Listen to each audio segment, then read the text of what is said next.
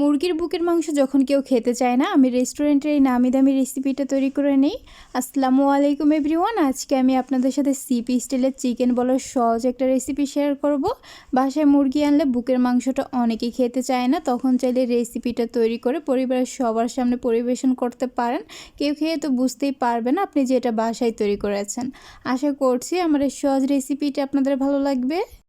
তো রেসিপিটা তৈরি করার জন্য আমি এখানে মুরগির বুকের মাংসের 2 পার্ট আগে থেকে এমন একটা কিমার মতো তৈরি করে নিয়েছি। এখন এর মধ্যে 2টা গ্রেট করা কাঁচামরিচ দিয়ে দিচ্ছি, আর দিচ্ছি 1 চামচ চিলি ফ্লেক্স। এখানে ঝালটা যা যা টেস্ট অনুযায়ী দিচ্ছি, স্বাদ মতো লবণ, আর 1/2 চামচ কালো গোলমরিচের গুঁড়া, 1 চামচ আদা রসুনের পেস্ট, দিচ্ছি 1 চামচ টমেটো সস, 1/4 কাপ কর্নফ্লাওয়ার, আর 1/2 কাপ পাউরুটির গুঁড়া। এটাকে আমি ব্লেন্ডারে দিয়ে গুঁড়া করে নিয়েছি। এখন হচ্ছে সবগুলো উপকরণ হাত দিয়ে একসাথে ভালোভাবে মিশিয়ে নিব। মিশিয়ে নেওয়ার পর মিশ্রণটাতে একটু স্টিকি ভাব আছে, চিকেন বলগুলো শেপটা এই অবস্থায় ভালোভাবে দেওয়া যাবে না। এই জন্য এটাকে আমি 10 মিনিটের জন্য ডিপ ফ্রিজে রেখে দিব। 10 মিনিট পর মিশ্রণটা ফ্রিজ থেকে বের করে নিয়েছি। এটা এর মধ্যে খুব ভালোভাবে সেট হয়ে গেছে।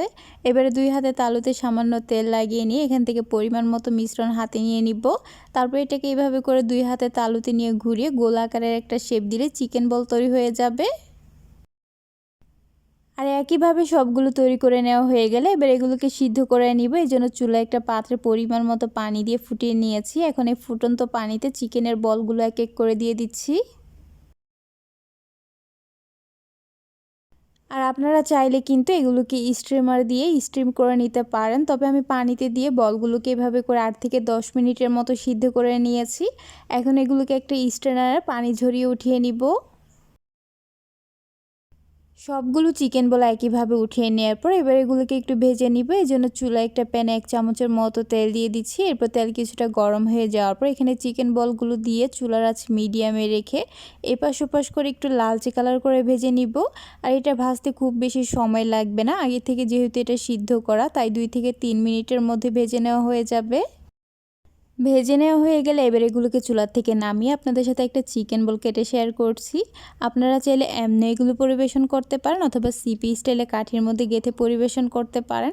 আমি তো বাসায় মুরগি আনলে এই রেসিপিটা তৈরি করে নিই। আপনারা চাইলেও আমার এই রেসিপিটা ফলো করে ঝটপট বাসায় চিকেন বলগুলো তৈরি করে নিতে পারেন। কাউকে না বললে তো বুঝতেই পারবে না আপনি যেটা বাসায় তৈরি করেছেন। আশা করছি আমার এই সহজ রেসিপিটি আপনাদের ভালো লেগেছে। ভালো লাগলে আমার পেজটা ফলো করার অনুরোধ রইল, তার সাথে আমার চ্যানেলটা সাবস্ক্রাইব করার।